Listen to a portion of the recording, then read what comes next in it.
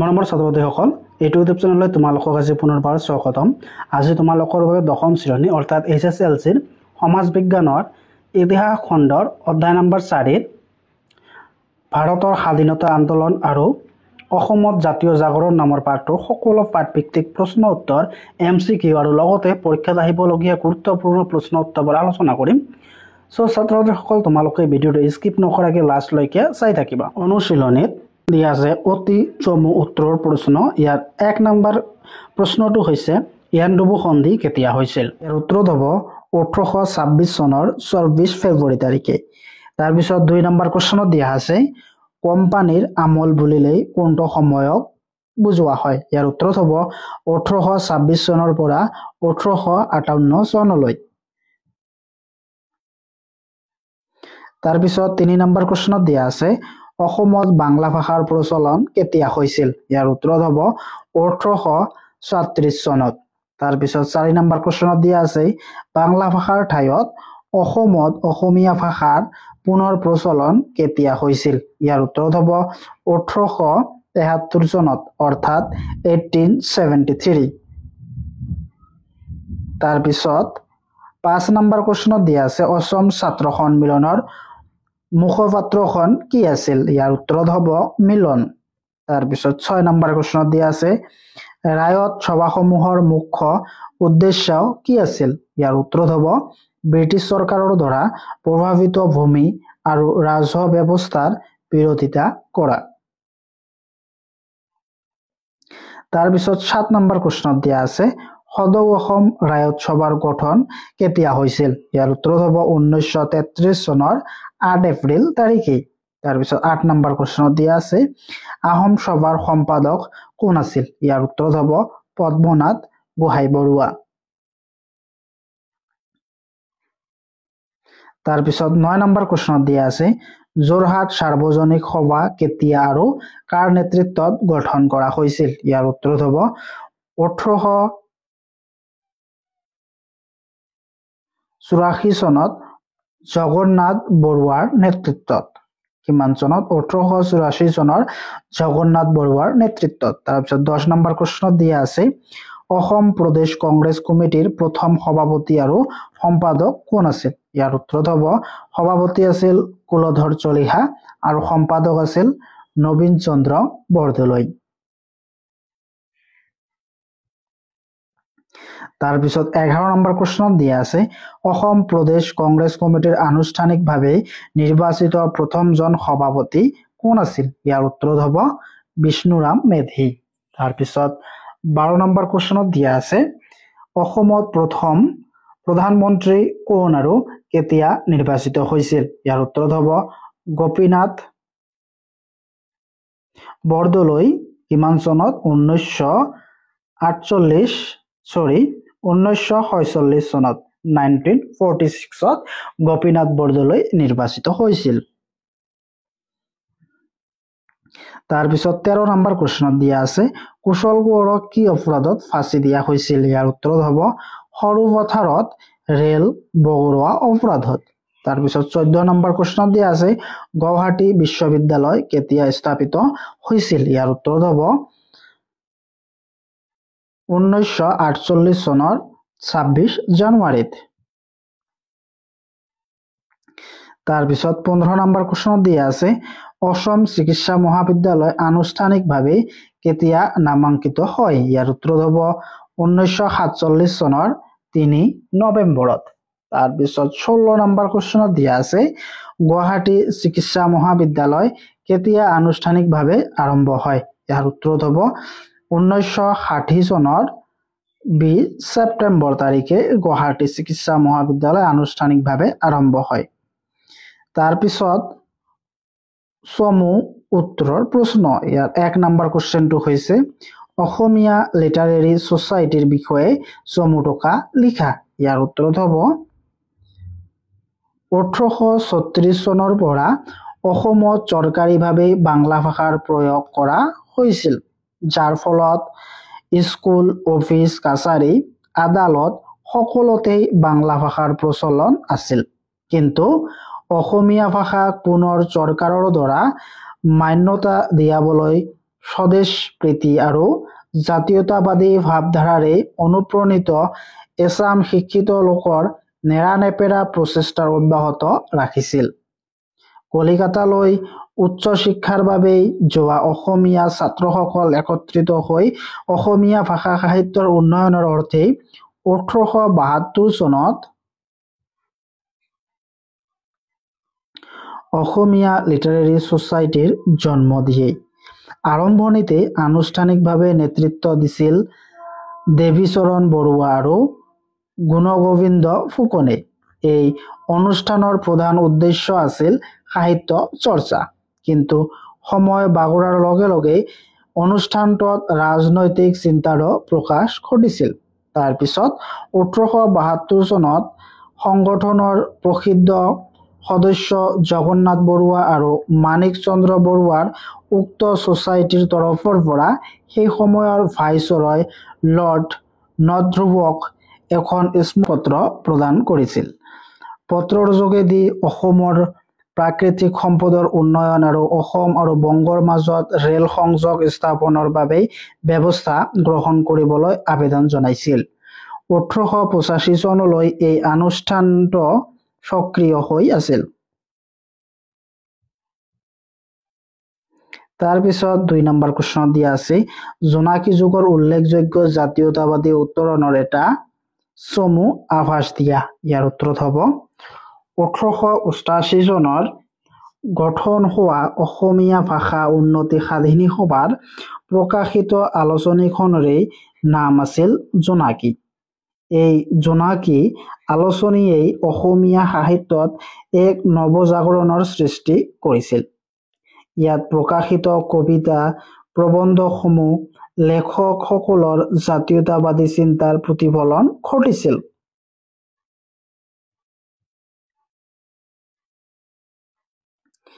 ব্ৰিটিছসকলৰ আগমনৰ ফলত অসমৰ থলুৱা উদ্যোগ আৰু বাণিজ্যত যি নেতিবাচক প্ৰভাৱ পৰিছিল সেই বিষয়ে জোনাকীয়ে সচেতনতা সৃষ্টি কৰিবলৈ চেষ্টা কৰিছিল। কনকলতা বৰুৱা আৰু কমলাকান্ত ভট্টাচাৰ্যৰ নিয়মীয়াকৈ অসমৰ অৰ্থনৈতিক অনাগ্ৰসতা আৰু প্ৰগতিৰ দ্বাৰা সম্পৰ্কীয় নিবন্ধ প্ৰকাশ কৰিছিল। লক্ষ্মীনাথ বেজবৰুৱা, মোৰ দেশ, অসম সংগীত, বীণ বৰাগী, অম্বিকাগিৰি ৰায়চৌধুৰীৰ বিভিন্ন ৰচনাই স্বদেশ প্ৰেমত ঢল বোৱাইছিল। তাৰপিছত 3 নম্বৰ কুৱেশ্যনত দিয়া আছে, আহোম সভাৰ ৰাজনৈতিক দাবী সম্পৰ্কে চমুকৈ লিখা। ইয়াৰ উত্তৰত হ'ব পদ্মনাথ বুঢ়াগোহাঁইৰ নেতৃত্বত 1893 চনত আহোম সভা গঠন কৰা হৈছিল। আহোম জনগোষ্ঠীৰ ৰাজনৈতিক, অৰ্থনৈতিক, শৈক্ষিক আৰু সাংস্কৃতিক অৱনতিৰ প্ৰতি লক্ষ্য ৰাখি এই সভা গঠন হৈছিল। আহোম জনগোষ্ঠীৰ মাজৰ পৰা কানিৰ প্ৰচলন নাইকিয়া কৰিবলৈ এই সভাৰ যত্নপৰ হৈছিল। 1910 চনত এই সভাক সদৌ অসম আহোম এছ'চিয়েশ্যন নাম দিয়া হয়। এই এছ'চিয়েশ্যনৰ এক উল্লেখযোগ্য ৰাজনৈতিক দাবী আছিল আহোমসকলক চৰকাৰীভাৱে সংখ্যালঘু আৰু সম্প্ৰদায়ৰ মৰ্যাদা প্ৰদান কৰি তেওঁলোকৰ বাবে বিধানসভাত আসন সংৰক্ষণ কৰা আৰু পৃথক সমষ্টি গঠন কৰা। এই উদ্দেশ্য 1930 আৰু 40 দশক দুটাত আহোম সভাই সক্ৰিয়ভাৱে দাবী তুলিছিল। ইয়াৰ পিছত এছ'চিয়েশ্যনত বিভাজিত হৈ ক্ৰমাৎ দুৰ্বল হৈ পৰে।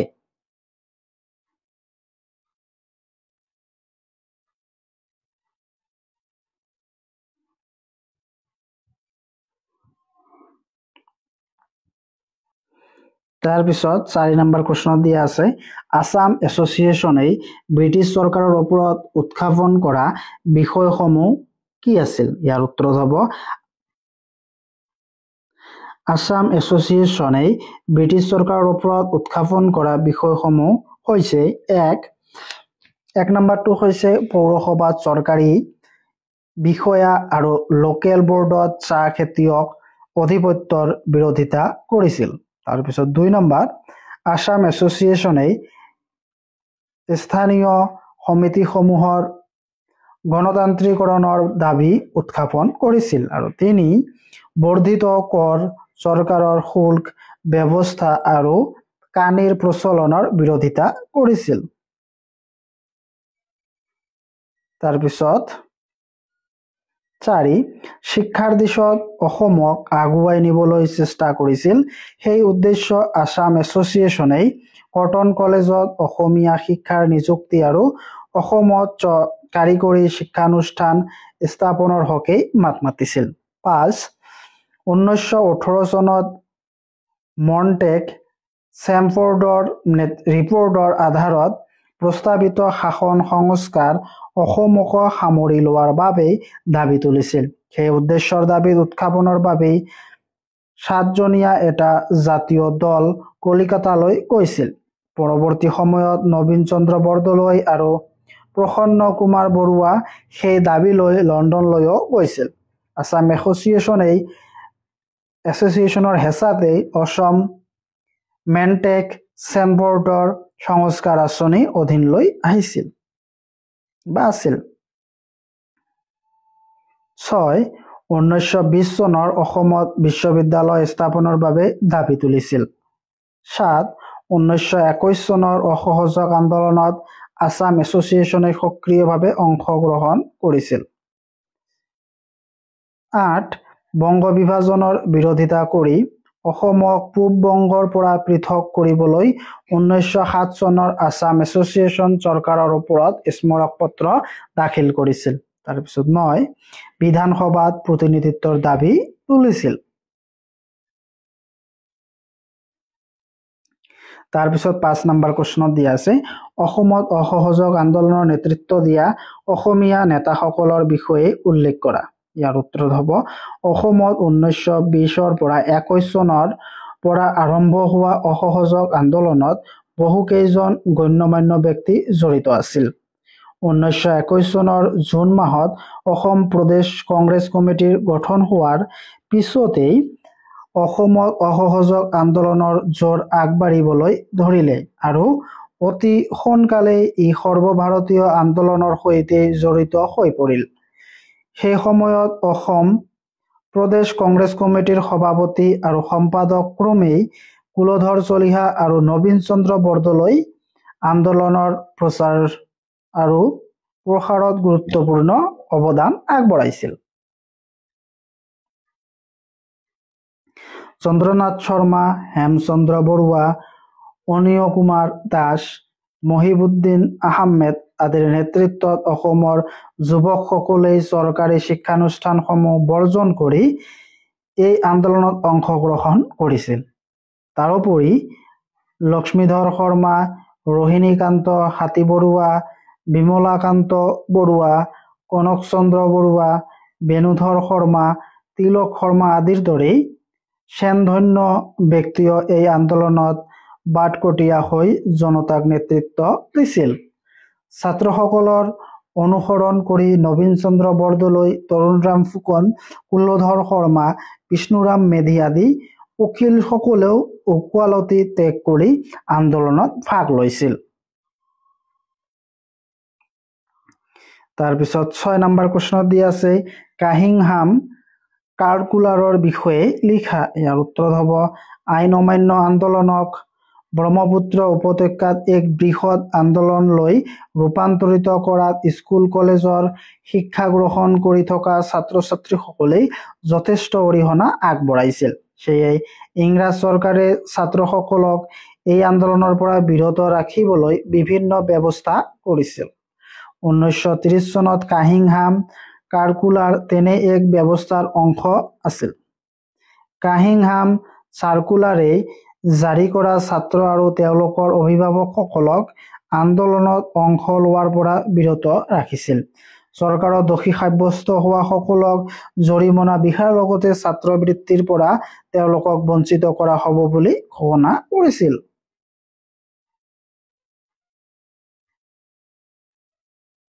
চৰকাৰৰ এই প্ৰচলনামূলক কাৰ্যই ছাত্ৰসকলক আন্দোলনত অংশগ্ৰহণ কৰিবলৈ উৎসাহিত কৰিছিল।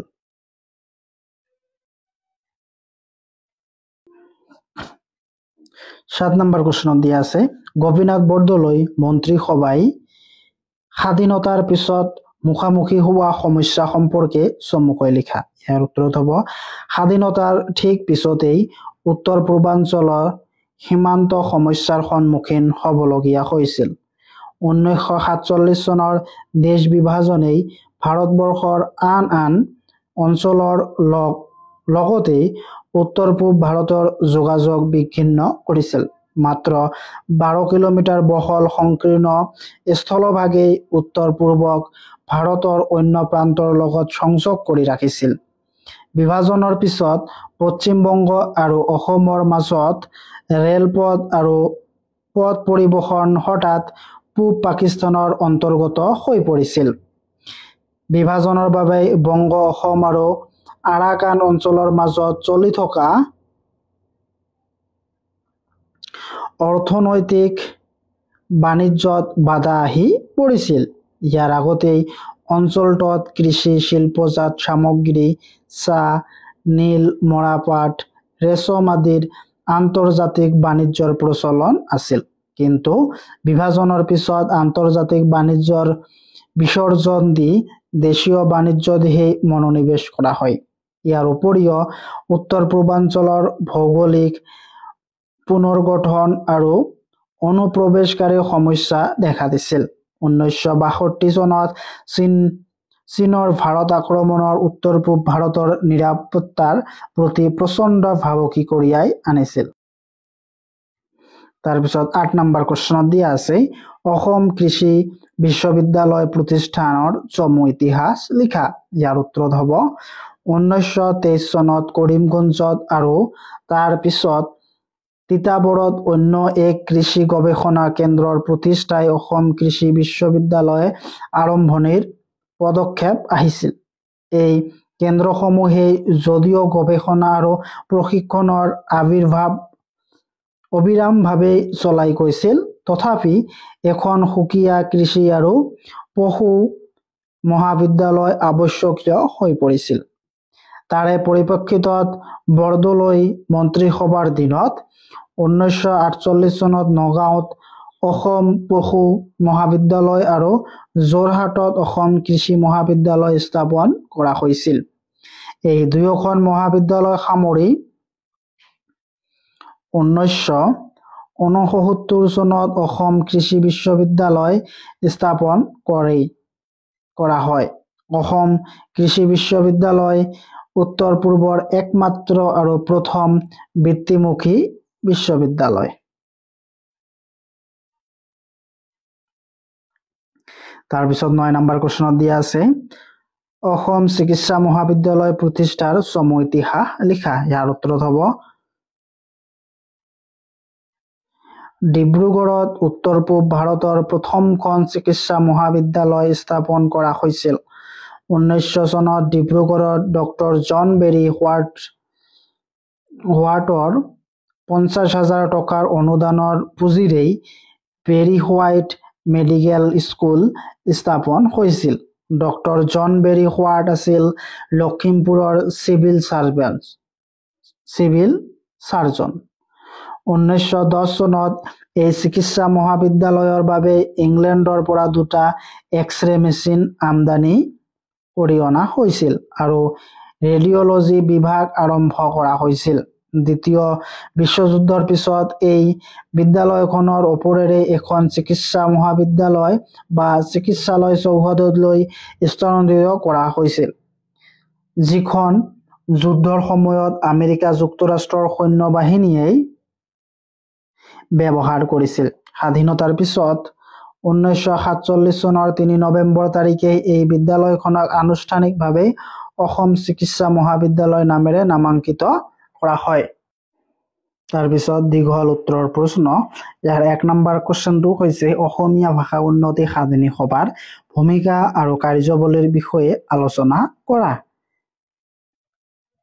ইয়াৰ উত্তৰত হ'ব 1836 চনৰ পৰা অসমত চৰকাৰীভাৱে বাংলা ভাষাৰ প্ৰয়োগ কৰা হৈছিল, যাৰ ফলত স্কুল, অফিচ, কাছাৰী, আদালত সকলোতেই বাংলা ভাষাৰ প্ৰচলন আছিল। কিন্তু স্বদেশ প্ৰীতি আৰু জাতীয়তাবাদীৰ ভাৱধাৰাৰে অনুপ্ৰাণিত এচাম শিক্ষিত লোকৰ নেৰানেপেৰা প্ৰচেষ্টাৰ ফলত 1873 চনত অসমীয়া ভাষাক পুনৰ চৰকাৰে মান্যতা দিয়ে।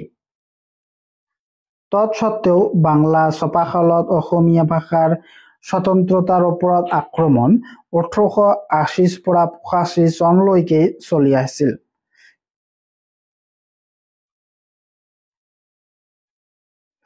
বাংলা ভাষাৰ অগ্ৰাসনৰ বিৰুদ্ধে আৰু অসমীয়া ভাষা আৰু সাহিত্য উন্নয়নৰ হকে সেই সময়ৰ কলিকতাত থকা অসমীয়া ছাত্ৰসকলে পুনৰ সংগঠিত হোৱাৰ পৰিকল্পনা কৰিছিল। সেই উদ্দেশ্যই 1888 চনত অসমীয়া ভাষা উন্নতি সাধিনী সভা গঠিত হৈছিল। এই সভা গঠনৰ উদ্যোগত লোৱা ছাত্ৰসকলেই আছিল হেমচন্দ্ৰ গোস্বামী, লক্ষ্মীনাথ বেজবৰুৱা, কনকলাল বৰুৱা, চন্দ্ৰকুমাৰ আগৰৱালা আৰু ৰামাকান্ত বৰকাকতি।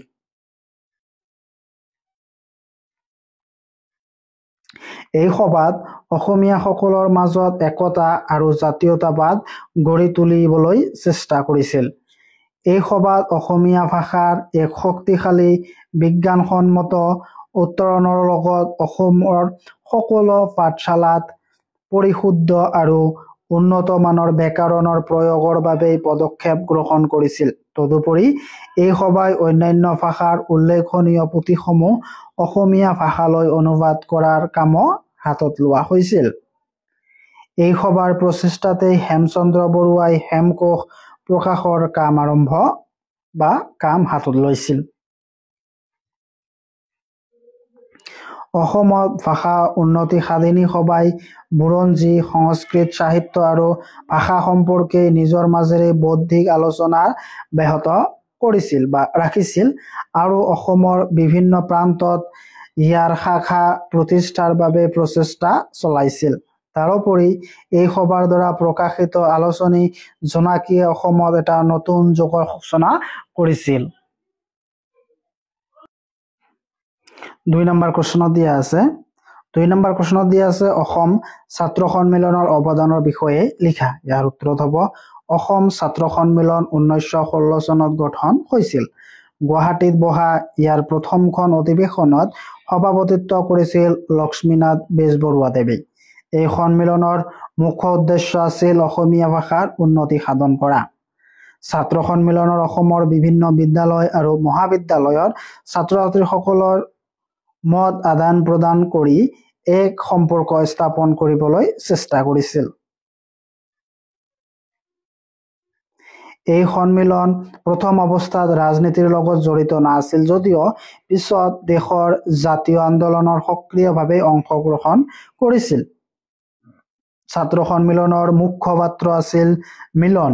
ইয়াত প্ৰকাশিত বিভিন্ন প্ৰবন্ধ, লেখা আদিয়েই অসমৰ শিক্ষা, সাহিত্য, সংস্কৃত, সাম্প্ৰদায়িক সম্প্ৰীতি আৰু জাতীয় চেতনা গঢ় দিয়াত যথেষ্ট অৱদান আগবঢ়াইছিল। ছাত্ৰ সন্মিলনৰ বাৰ্ষিক অধিৱেশন সমূহত বিখ্যাত সাহিত্যিক, চিন্তাবিদ, ৰাজনীতিবিদ সকলে অংশগ্ৰহণ কৰি জ্ঞান সমৃদ্ধ আৰু জাতীয়তাবাদৰ পুষ্ট ব্যক্তিত্বৰে জনসাধাৰণক আকৰ্ষিত কৰিছিল। সেইসকলৰ ভিতৰত লক্ষ্মীনাথ বেজবৰুৱা, পদ্মনাথ গোহাঁই বৰুৱা, আচাৰ্য প্ৰফুল্ল চন্দ্ৰ ৰায়, কৃষ্ণকান্ত সন্দিকৈ আদিয়েই প্ৰধান। তাৰপিছত 3 নম্বৰ প্ৰশ্ন দিয়া আছে ৰায়ত সভাসমূহৰ উদ্দেশ্য আৰু ভূমিকা সম্পৰ্কে এটি খতিয়ান দাঙি ধৰা। ইয়াৰ উত্তৰত হ'ব 19 শতিকাৰ শেষৰ ফালে কৃষকৰ বিভিন্ন সমস্যা সমাধানৰ অৰ্থে তেজপুৰত ৰায়ত সভা আৰু নগাঁৱত ৰায়ত সভা গঠন হৈছিল। ৰায়ত সভাৰ উদ্দেশ্য আছিল ক. গ্ৰেজিং কৰ বন্ধ কৰা, খ. মাটিৰ খাজনা হ্ৰাস কৰা, গ. পূৰ্ববংগৰ পৰা হোৱা প্ৰব্ৰজন ৰোধ কৰা। তাৰপিছত ৰায়ত সভাৰ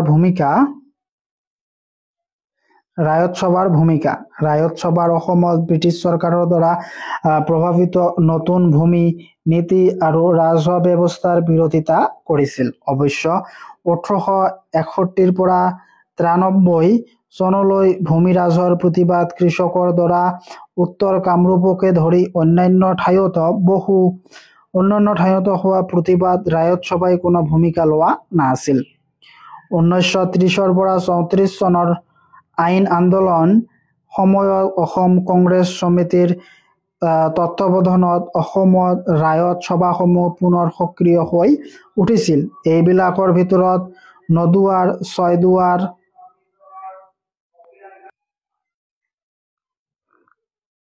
শিৱসাগৰ আৰু দৰঙৰ ৰায়ত সভাবোৰ উল্লেখযোগ্য। আইন আন্দোলনৰ কাৰ্যসূচীৰ আৰ্হিত অসমত ৰায়ত সভাই 50% ভূমিৰ ৰাজহ হ্ৰাস কৰাৰ বাবে দাবী জনাইছিল। 1934 চনৰ পৰা 1939 চনৰ ভিতৰত অসমত প্ৰায় 300খন ৰায়ত সভা গঢ়ি উঠিছিল। কংগ্ৰেছৰ মন্ত্ৰীসভা গঠন হোৱাত 1939 চনৰ পৰা অসমত ৰায়ত সভাসমূহৰ কাম-কাজ নোহোৱা হৈ পৰিল আৰু বিভিন্ন অঞ্চলত ৰায়ত সভাসমূহ কংগ্ৰেছ সমিতিৰ বিলীন হৈ পৰিল। তাৰপিছত 4 নম্বৰ প্ৰশ্নত দিয়া আছে যোৰহাট সাৰ্বজনিক সভাৰ উদ্দেশ্য আৰু কাৰ্যাৱলী সম্পৰ্কে লিখা। ইয়াৰ উত্তৰ হ'ব যোৰহাট সাৰ্বজনিক সভাৰ উদ্দেশ্যসমূহ হ'ল ক ৰাইজৰ আশা আকাংক্ষাৰ বিষয়ে চৰকাৰক অৱগত কৰা, খ চৰকাৰৰ উদ্দেশ্য নীতি জনসাধাৰণক বুজোৱা, গ জনসাধাৰণৰ অৱস্থাৰ উন্নতি সাধন কৰা।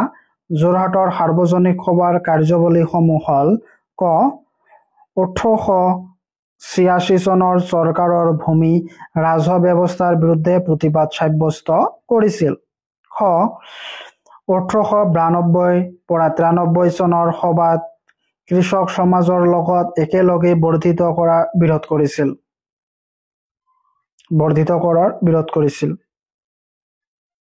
গ 1893 চনৰ সভাই ৰাজকীয় কানি আয়োগৰ ওপৰত এখন স্মাৰক পত্ৰ দাখিল কৰি অসমৰ পৰা কানিৰ প্ৰচলন ক্ৰমান্বয়ে উঠাই দিবলৈ অনুৰোধ কৰিছিল। 1905 চনৰ বংগভংগৰ বিৰোধিতা কৰিছিল। পূৰ্ববংগৰ সৈতে অসমক সাঙুৰিলেই অসমৰ ভৱিষ্যত বিপন্নপন্ন হ'ব বুলি মতামত আগবাঢ়িছিল। পিছলৈ অৱশ্য চৰকাৰৰ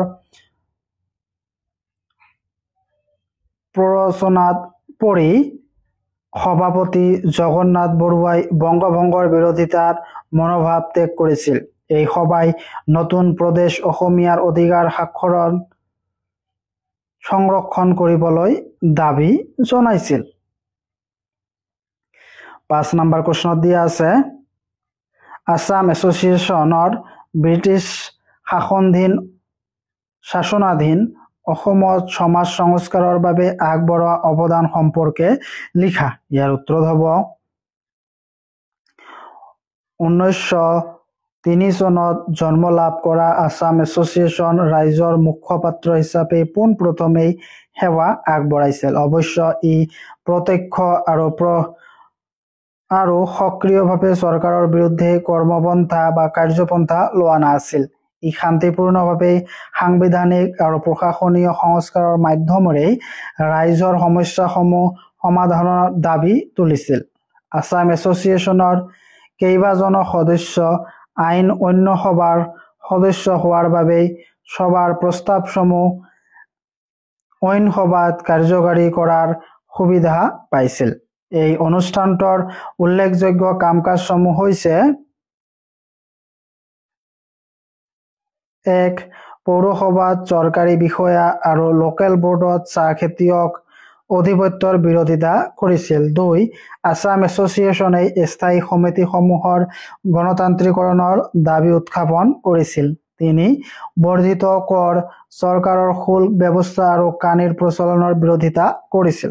4 শিক্ষাৰ দিশত অসমক আগুৱাই নিবলৈ প্ৰচেষ্টা কৰিছিল। এই উদ্দেশ্য আছাম এছ'চিয়েশ্যন কটন কলেজত অসমীয়া শিক্ষাৰ নিযুক্তিৰ অসমত কাৰিকৰী শিক্ষানুষ্ঠান স্থাপনৰ হকে মাত মাতিছিল। 5.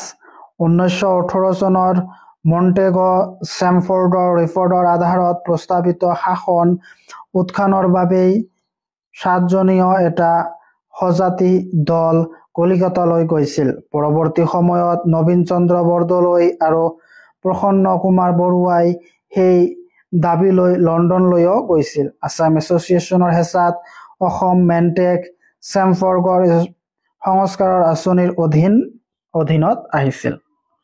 তাৰপিছত 6 নম্বৰত দিয়া আছে 1920 চনত অসমত বিশ্ববিদ্যালয় স্থাপনৰ বাবে দাবী চলিছিল। 7. 1921 চনৰ অসহযোগ আন্দোলনত আছাম এছ'চিয়েশ্যনে সক্ৰিয়ভাৱে অংশগ্ৰহণ কৰিছিল। তাৰপিছত 8ত দিয়া আছে বংগ বিভাজনৰ বিৰোধিতা কৰি অসমক পূব বংগৰ পৰা পৃথক কৰিবলৈ 1907 চনত আছাম এছ'চিয়েশ্যন চৰকাৰৰ ওপৰত স্মাৰক পত্ৰ দাখিল কৰিছিল। তাৰপিছত 9 বিধানসভাত প্ৰতিনিধিত্বৰ দাবী তুলিছিল।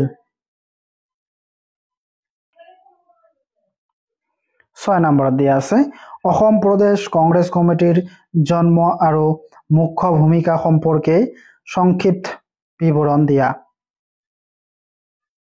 ইয়াৰ উত্তৰত হ'ব অসম প্ৰদেশ কংগ্ৰেছ কমিটিৰ জন্ম ভাৰতীয় জাতীয় কংগ্ৰেছ 1885 চনত জন্ম লাভ কৰিছিল। ভাৰতৰ অন্য ৰাজ্যৰ দৰেই অসমতো বিভিন্ন অনুষ্ঠানৰ পৰা অহা প্ৰতিনিধিসকলেই জাতীয় কংগ্ৰেছৰ অধিৱেশনসমূহ অংশগ্ৰহণ কৰি আহিছিল। অসমতো আছাম এছ'চিয়েশ্যন কংগ্ৰেছৰ লগত বিলীন হৈ সাৰ্বজনীন ৰাজনীতিত অংশগ্ৰহণ ল'বলৈ অগ্ৰসৰ হৈছিল। আছাম এছ'চিয়েশ্যনৰ কিছুসংখ্যক সদস্যই প্ৰথমৰে পৰা আনুষ্ঠানিকভাৱে কংগ্ৰেছৰ প্ৰাদেশিক কমিটিলৈ ৰূপান্তৰিত কৰিবলৈ চেষ্টা কৰাৰ বিপৰীতেই আন একাংশই তাৰ বিৰোধিতা কৰিছিল। তথাপিও সেই সময়ত কংগ্ৰেছৰ নীতি আদৰ্শ আৰু কাৰ্যপন্থাই মধ্যবিত্ত অসমীয়াসকলক বাৰুকৈয়ে আকৰ্ষিত কৰিছিল।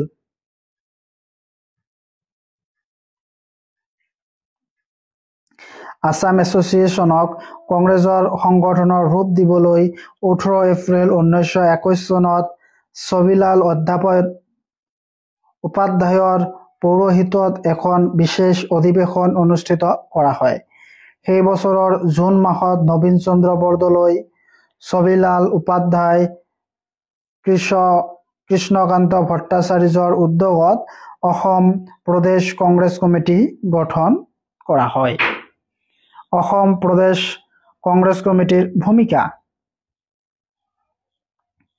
ইয়াৰ 1920 চনত নাগপুৰত অনুষ্ঠিত হোৱা জাতীয় কংগ্ৰেছৰ অধিৱেশনত ভাষাৰ ওপৰত ভিত্তি কৰি ৰাজ্য পুনৰ গঠনৰ প্ৰস্তাৱ গৃহীত হৈছিল। কংগ্ৰেছৰ এই নীতিয়েই অসমত জাতীয়তাবাদীসকলক বাৰুকৈয়ে উৎসাহিত কৰিছিল। 1921 চনত অসম প্ৰদেশ কংগ্ৰেছ কমিটিৰ তত্ত্বাৱধানত মহাত্মা গান্ধীক অসমৰ অসহযোগ আন্দোলনত প্ৰচাৰ চলাবলৈ আমন্ত্ৰণ জনোৱা হৈছিল। সেই বছৰৰ আগষ্ট মাহত মহাত্মা গান্ধীৰ আছাম ভ্ৰমণেই নৱগঠিত কংগ্ৰেছ কমিটিখনৰ মাজত এক আলোড়নৰ সৃষ্টি কৰিলে। ফলত আন্দোলনত অসমত চৌদিশে বিয়পি পৰিল।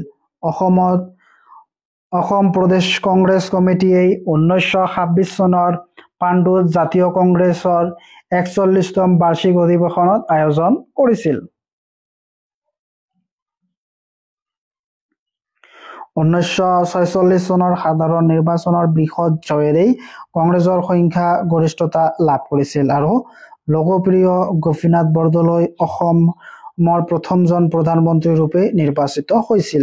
যেতিয়া কেবিনেট মিছনে অসমক পূব বংগৰ লগত সন্নিৱিষ্ট কৰি গ্ৰুপ চি গঠন কৰিবলৈ বিচাৰিছিল, সেই সময়ত গোপীনাথ বৰদলৈৰ নেতৃত্বত অসমত ইয়াৰ বিৰুদ্ধে তীব্ৰ প্ৰতিবাদ হৈছিল আৰু সেই প্ৰতিবাদত মহাত্মা গান্ধীক সমৰ্থন কৰিছিল। তাৰে পৰিপ্ৰেক্ষিতত অসমত পূব বংগৰ লগত চামিল নোহোৱাকৈ থাকিল। 7 নম্বৰ কুৱেশ্যনত দিয়া আছে স্বদেশী আন্দোলনত অসমৰ ভূমিকাৰ বিষয়ে সংক্ষিপ্ত বিৱৰণ দিয়া। ইয়াৰ উত্তৰ হ'ব স্বদেশী আন্দোলনৰ সময়ত অসমৰ ভূমিকা উল্লেখ কৰা হ'ল। 1. 1884 চনত জগন্নাথ বৰুৱাৰ নেতৃত্বত গঠন হোৱা যোৰহাট সাৰ্বজনিক সভাই বংগভংগৰ তীব্ৰ বিৰোধিতা কৰিছিল। পূৰ্ববংগৰ সৈতে অসমক সাঙুৰিলেই অসমৰ ভৱিষ্যতে বিপন্নপন্ন হ'ব বুলি মতামত আগবঢ়াইছিল। পিছলৈ অৱশ্য চৰকাৰৰ প্ৰচনাত পৰি সভাপতি জগন্নাথ বৰুৱাই বংগভংগ বিৰোধিতাৰ মনোভাৱ ত্যাগ কৰিছিল। এই সভাই নতুন প্ৰদেশত অসমীয়াৰ অধিকাৰ সংৰক্ষণ কৰিবলৈ দাবী জনাইছিল। 2. 1903 চনত মাণিক চন্দ্ৰ বৰুৱাৰ নেতৃত্বত গঠিত হোৱা আছাম এছ'চিয়েশ্যনেও বংগ বিভাজনৰ বিৰোধিতা কৰিছিল। এই ক্ষেত্ৰত অসমক পূব বংগৰ পৰা পৃথক কৰিবলৈ 1907 চনত আসাম এছ'চিয়েশ্যন চৰকাৰৰ ওচৰত স্মাৰক পত্ৰ দাখিল কৰিছিল। 2. পদ্মনাথ গোহাঁই বৰুৱা, অম্বিকাগিৰি ৰায়চৌধুৰী, ত্ৰিগুণা বৰুৱা, ৰক্তিম বৰা প্ৰমুখ বহুকেইজন স্বনামধন্য ব্যক্তিয়ে আৰম্ভণিৰে পৰা বংগ বিভাজন বিৰোধিতা কৰি আহিছিল। তেওঁৰ অসমত ইয়াৰ বিৰুদ্ধে প্ৰচাৰ চলাইছিল। 4. অসমৰ ব্ৰহ্মপুত্ৰ উপত্যকাৰ ধুবুৰী, গৌৰীপুৰ, গোৱালপাৰা, গুৱাহাটী, তেজপুৰ, ডিব্ৰুগড় আদি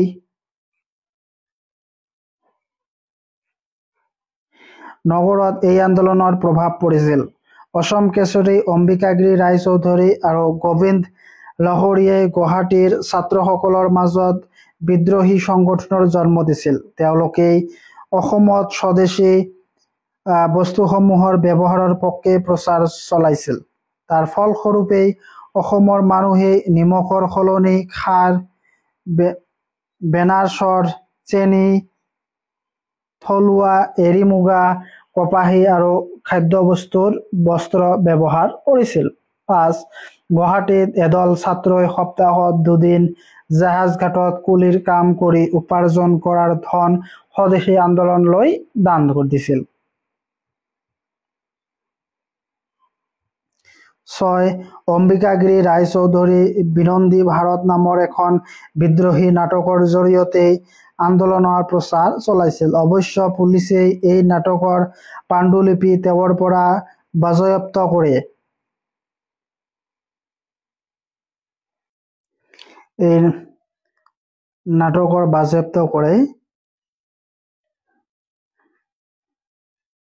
ক্ষুদিৰাম বসু, বীৰেন্দ্ৰ ঘোষ, উল্লাসকৰ দত্তৰ লগত যোগাযোগ কৰি সেৱা সংঘ নামৰ এটা বিপ্লৱী সংগঠনৰ জন্ম দিছিল। 7. 1906 চনৰ 7 ছেপ্টেম্বৰত ব্ৰিটিছ বিষয়া ব্ৰেমফিল্ড ফুলাৰক হত্যাৰ উদ্দেশ্যত গুৱাহাটীত শ্বিলং পথত এটা বোমা পুতিছিল। পুলিচে সম্ভেদ পাই অম্বিকাগিৰিক আটক কৰে আৰু 1914 চনলৈ বৰপেটাত অন্তৰীণ বন্দী হিচাপে থাকিব লগা হৈছিল। 8. ব্ৰিটিছ চৰকাৰে ব্ৰহ্মপুত্ৰ উপত্যকাৰ জনতাক এই আন্দোলনত প্ৰভাৱ পৰাৰ পৰা আঁতৰ কৰি ৰাখিবলৈ সা-সুবিধা প্ৰদান কৰিছিল। যেনে অসমীয়া ভাষা সাহিত্য কলিকতা বিশ্ববিদ্যালয় এন্ট্ৰেন্স পৰীক্ষাৰ পাঠ্যক্ৰমত অন্তৰ্ভুক্ত কৰা। তাৰ পিছত কটন কলেজৰ সকলো বিভাগতে স্নাতক মহলাৰ শ্ৰেণীৰ ব্যৱস্থা কৰা। তাৰ পিছত ব্ৰহ্মপুত্ৰ উপত্যকাত মৌজাদাৰী ব্যৱস্থাৰ পুনৰ প্ৰয়োগ কৰা। তাৰপিছত মাটিৰ কুৰিত ফিয়া বন্দবস্তিৰ প্ৰৱৰ্তন কৰা। তাৰপিছত 9. ইয়াৰ উপৰিও সুৰমা ভেলী এছ'চিয়েশ্যনৰ নেতৃত্বত সুৰমা উপত্যকাত এই আন্দোলনৰ যথেষ্ট জনপ্ৰিয় হৈ পৰিছিল। ফলস্বৰূপে শ্ৰীহট্ট, হৰিগঞ্জ, শ্ৰীমঙ্গল, লগাই, কৰিমগঞ্জ, শিলচৰ আদি ঠাইত জাতীয় বিদ্যালয় স্থাপন কৰা হৈছিল। 8 নম্বৰ কোৱেশ্যন দিয়া আছে অসহযোগ আন্দোলনৰ অসমৰ ভূমিকা সম্পৰ্কে এটি খতিয়ান দাঙি ধৰা। ইয়াৰ উত্তৰত হ'ব ভাৰতীয় স্বাধীনতা আন্দোলনৰ ইতিহাসত অসহযোগ আন্দোলনৰ এটি গুৰুত্বপূৰ্ণ অধ্যায়। ভাৰতীয় জাতীয় কংগ্ৰেছৰ নেতৃত্বত 1920 চনৰ পৰা 1922 চনত এই আন্দোলন চলিছিল। এই আন্দোলনে অসমখনকেই বাৰুকৈয়ে প্ৰভাৱিত কৰিছিল। বিশেষকৈ 1921 চনৰ জুন মাহত অসম প্ৰদেশ কংগ্ৰেছ কমিটি গঠন হোৱাৰ পিছতেই অসমত এই আন্দোলনৰ জোৰ বাঢ়িল আৰু অতি সোনকালে ই সৰ্বভাৰতীয় আন্দোলনৰ সৈতে জড়িত হৈ পৰিল। এই সময়ত অসম প্ৰদেশ কংগ্ৰেছ কমিটিৰ সভাপতি আৰু সম্পাদক আছিল ক্ৰমে কুলধৰ জলিয়া আৰু নবীন চন্দ্ৰ বৰদলৈ। 1921 চনৰ মহাত্মা গান্ধীৰ অসম আগমনে এই আন্দোলনক অধিক জনপ্ৰিয় কৰি তোলে। গান্ধীজীৰ আহ্বান ক্ৰমে জনসাধাৰণৰ বিদেশী বস্ত্ৰ আৰু সা সামগ্ৰী বৰ্জন কৰি সেইবোৰ একেলগে গোটেই জুই লগাই দিছিল।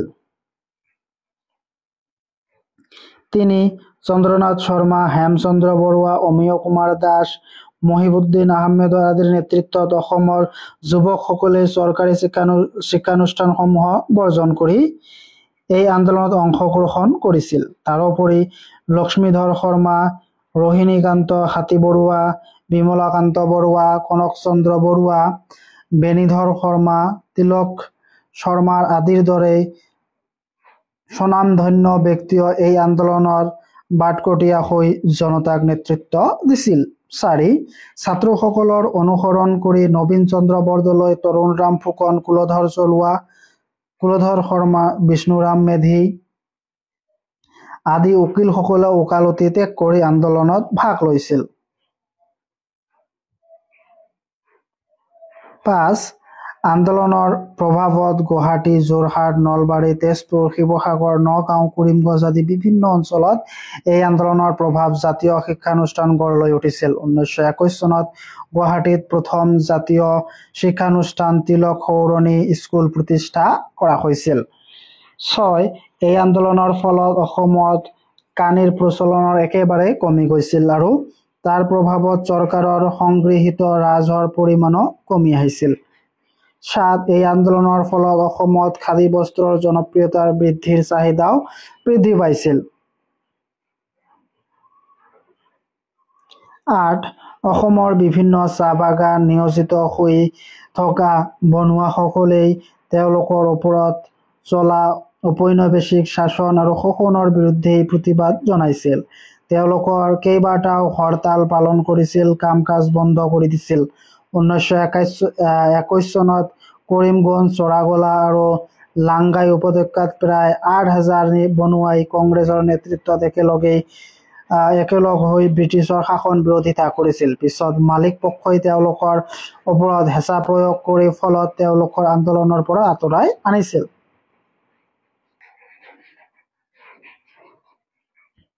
9 নম্বৰ কুৱেশ্যনত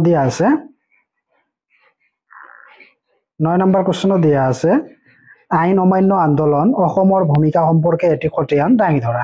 ইয়াৰ উত্তৰত হ'ব ইংৰাজ চৰকাৰৰ সমগ্ৰ প্ৰশাসন ব্যৱস্থা অচল কৰিবলৈ মহাত্মা গান্ধীৰ আহ্বান ক্ৰমে 1930 চনত সমগ্ৰ ভাৰতত আইন অমান্য আন্দোলন আৰম্ভ হয়।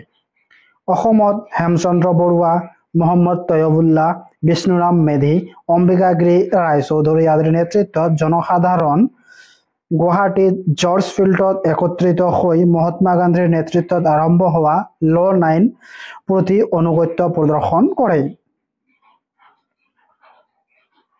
কলিকতাত পঢ়ি থকা লীলাধৰ বৰুৱাই এই দাণ্ডি যাত্ৰাত অংশগ্ৰহণ কৰিছিল, কিন্তু পৰৱৰ্তী সময়ত লাহোৰ কংগ্ৰেছৰ সিদ্ধান্ত মতে আইন অমান্য আন্দোলনত কাৰ্যসূচী পালন কৰাত অসুবিধাই দেখা দিয়ে। অসমৰ কংগ্ৰেছৰ নেতৃত্বত ঘোষণা কৰিছিল যে অসমত এনে এক বৃহৎ আন্দোলনৰ বাবে প্ৰস্তুত নহয়।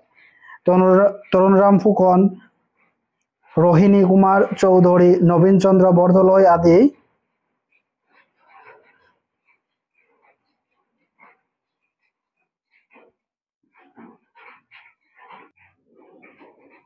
আদি নেতাৰ আন্দোলনৰ সময়ত কোনো সক্ৰিয় নাছিল। আনহাতে হেমচন্দ্ৰ বৰুৱা, মহম্মদ তৈয়বুল্লাহ, বিষ্ণুৰাম মেধি, অম্বিকাগিৰি, ৰায় চৌধুৰীৰ দৰে নিষ্ঠবাদ নেতাসকলে কোনোমতে সংগঠনৰ কাম কাজ চলাই ৰাখিছিল।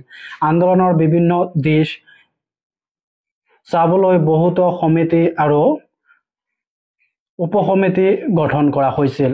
এই সমিতিবিলাকৰ উদ্দেশ্য আছিল পুঁজি বৃদ্ধি কৰা, বিদেশী বস্তু বৰ্জন কৰা, কানি আৰু সুৰাৰ ব্যৱহাৰৰ প্ৰতিবাদ কৰা, শোষণ আৰু দমনমূলক আইনৰ বিৰোধিতা কৰা। অমিয় কুমাৰ দাসৰ দৰে যুৱ নেতাই ছাত্ৰসকলক আন্দোলনৰ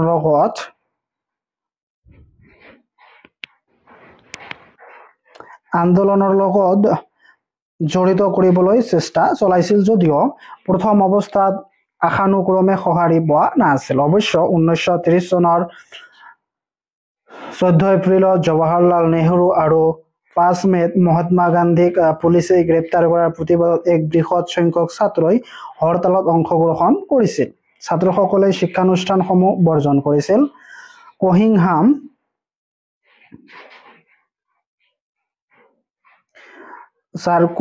চাৰ্কুলাৰ জাৰি কৰা ছাত্ৰ আৰু তেওঁলোকৰ অভিভাৱকসকলেই আন্দোলনত অংশগ্ৰহণ লোৱাৰ পৰা বিৰত ৰাখিছিল। চৰকাৰে দাবী সাব্যস্ত হোৱাৰ সকলক জৰিমনা বিহাৰ লগতে ছাত্ৰবৃত্তিৰ পৰা তেওঁলোকৰ বঞ্চিত কৰা হ'ব বুলি ঘোষণা জাৰি কৰিছিল। তেওঁলোকৰ এই প্ৰচনামূলক কাৰ্যই ছাত্ৰসকলক আন্দোলনত অংশগ্ৰহণ কৰিবলৈ উৎসাহিত কৰিছিল। 1930 চনৰ জুলাই আৰু আগষ্ট মাহত ক্ৰমে 186 জনৰ ভিতৰত 3117 জন ছাত্ৰই শিক্ষানুষ্ঠান ত্যাগ কৰে। মেদ আৰু কানিৰ দোকানসমূহ বন্ধ কৰি পেলোৱা হৈছিল। 50% ভূমিৰ খাজনা হ্ৰাসৰ দাবীৰে কৃষকসকলে এই আন্দোলনত জঁপিয়াই পৰিছিল। মুঠতে ছাত্ৰসকল সবল নেতৃত্ব আইন অমান্য আন্দোলনত অসমত যথেষ্ট প্ৰভাৱ বিস্তাৰ কৰিবলৈ সক্ষম হৈছিল। 10 নম্বৰ কুৱেশ্যনত দিয়া আছে অসমত ভাৰত ত্যাগ আন্দোলনৰ এটি খতিয়ান দাঙি ধৰা। ইয়াৰ উত্তৰত হ'ব ভাৰতৰ অন্য প্ৰান্তৰ দৰে অসমতো কংগ্ৰেছৰ প্ৰধান নেতাসকলে গ্ৰেপ্তাৰ কৰাৰ লগতে অসমত প্ৰদেশ কংগ্ৰেছ কমিটি, জিলা কংগ্ৰেছ কমিটি, অন্যান্য ঐক্যমঞ্চসমূহক অবৈধ ঘোষণা কৰাৰ লগতে তেওঁলোকৰ সকলো ধৰণৰ সভা, হৰতাল, মানুহৰ সমাগম নিষিদ্ধ কৰা হৈছিল। অসমত আন্দোলনৰ অহিংসা পদ্ধতিৰে হৰতাল, শোভাযাত্ৰা, সমাৰোহ আৰু পেকেটিং আদিৰ জৰিয়তে আৰম্ভ হৈছিল। জেলত থকা নেতাসকলৰ ওপৰত পুলিচৰ অত্যাচাৰৰ সীমা চেৰাই গৈছিল। ইয়াৰ পৰিণতিতে আন্দোলনটো হিংসাত্মক হৈ উঠে। আন্দোলনকাৰীসকলে চৰকাৰী ঘৰ-দুৱাৰ নষ্ট কৰাৰ লগতে সামৰিক অস্ত্ৰ সৰবৰাহকাৰী পথসমূহ ধ্বংস কৰি দিয়ে। নগাঁও আৰু দৰঙৰ চৰকাৰী সা-সম্পত্তি ধ্বংস কৰাৰ লগতে চৰকাৰী বিষয়াক হাৰাশাস্তি কৰা হৈছিল। গোলাঘাট, সৰুপথাৰ, কামৰূপ, পাণবাৰী, ৰঙিয়া, শিৱসাগৰ, ছাইফৰত ৰেলপথ বাগৰুৱা ঘটনা সংঘটিত হৈছিল।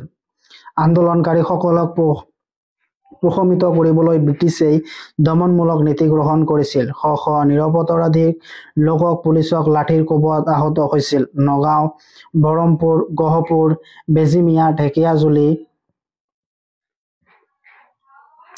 পাটাৰকুছি আৰু গোৱালপাৰা আদি বিভিন্ন ঠাইত প্ৰায় 27 গৰাকী প্ৰতিবাদকাৰী শ্বহীদ হৈছিল। গহপুৰত 14 বছৰীয়া এগৰাকী কিশোৰী কনকলতা বৰুৱাই এই আন্দোলনত আত্মবলিদান দিছিল।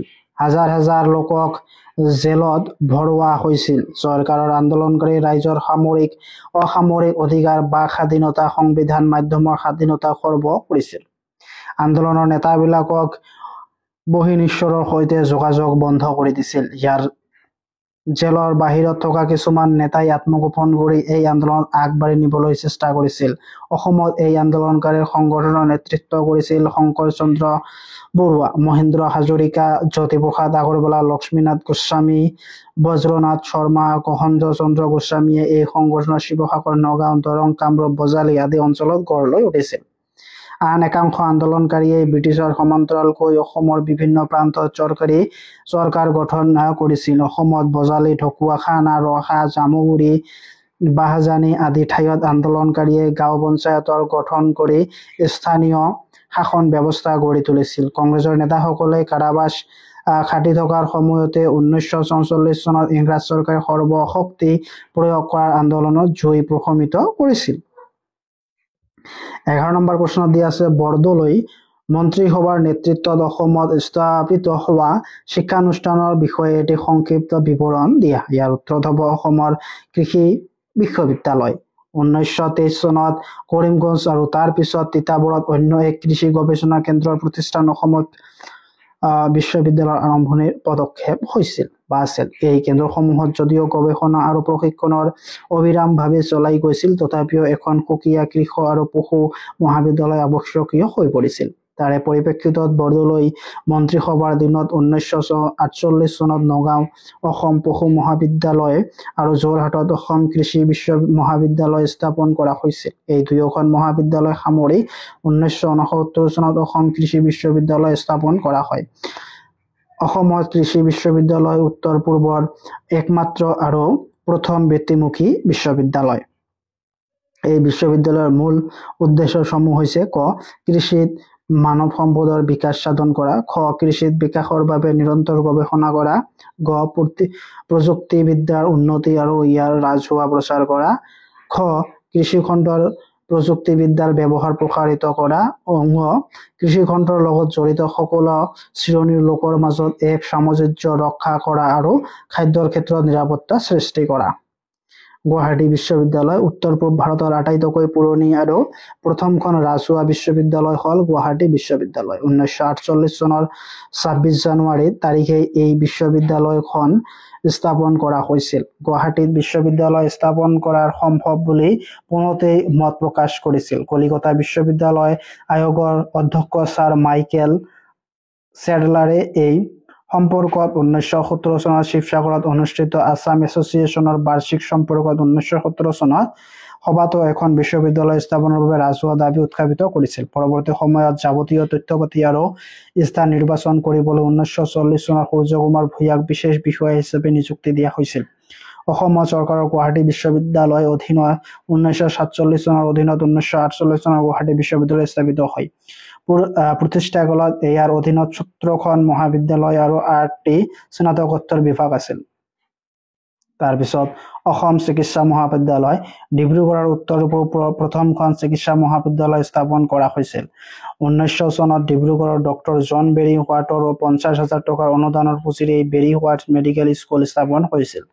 ডক্টৰ জন বেৰী হোৱাটছ আছিল লখিমপুৰৰ চিভিল চাৰ্জন। 1910 চনত এই চিকিৎসা মহাবিদ্যালয়ৰ বাবে ইংলেণ্ডৰ পৰা 2টা এক্স-ৰে মেচিন অনা হৈছিল আৰু ৰেডিঅ'লজি বিভাগৰ আৰম্ভ কৰা হৈছিল। দ্বিতীয় বিশ্বযুদ্ধৰ পিছত এই বিদ্যালয়ৰ ওচৰে এখন চিকিৎসা চৌহদত স্থানান্তৰিত কৰা হৈছিল, যিখন যুদ্ধৰ সময়ত আমেৰিকা যুক্তৰাষ্ট্ৰৰ সৈন্যবাহিনীয়ে ব্যৱহাৰ কৰিছিল। স্বাধীনতাৰ পিছত 1947 চনৰ 3 নৱেম্বৰ তাৰিখে এই বিশ্ববিদ্যালয়ক আনুষ্ঠানিকভাৱে অসম চিকিৎসা মহাবিদ্যালয় নামেৰে নামাঙ্কিত কৰা হয়।